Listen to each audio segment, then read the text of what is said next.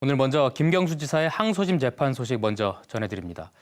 특검은 그동안 2016년 11월 9일에 김 지사가 드루킹 일당의 사무실을 직접 가서 댓글 조작 프로그램이죠. 킹크랩 시연을 받고 고개를 끄덕여서 개발을 승인했다고 줄곧 밀어붙였습니다.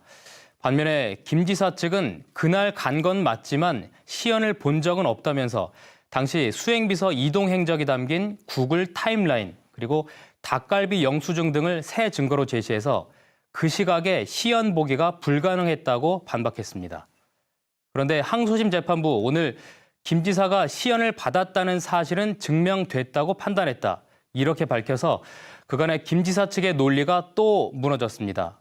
추가 심리를 열겠다고도 해서 최종 결론까지는 상당한 시간이 걸릴 것으로 보입니다. 윤주아 기자입니다.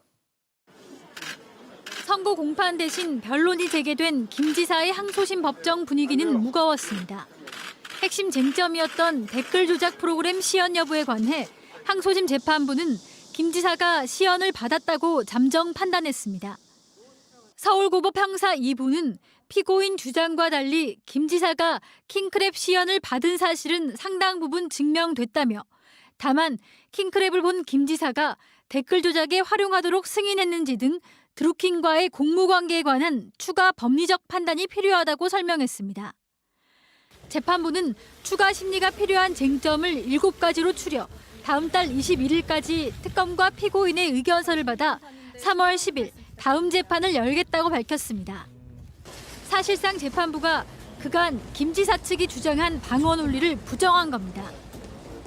김 지사 측 변호인은 당혹스러움을 감추지 못했습니다. 저희들의 입장에서는 사실은 1심과 달리 세세한 구체적인 사실관계가 밝혀졌다고 생각을 했습니다. 저희들 생각과 너무 다른 얘기를 하셨기 때문에 조금 더 저희들도 검토해 봐야 할 것 같습니다. 추가 심리가 이어지면서 재판 장기화는 불가피해 보입니다. 특히 법원 정기 인사로 새 재판부가 꾸려진다면 최종 결론이 나오기까지 상당한 시간이 걸릴 전망입니다. 한편 김경수 지사는 공보특보를 통해 도정은 차질 없이 안정적으로 운영될 것이며 잘 준비해서 진실을 밝히는 데 끝까지 최선을 다하겠다고 밝혔습니다. MBC 뉴스 윤주화입니다.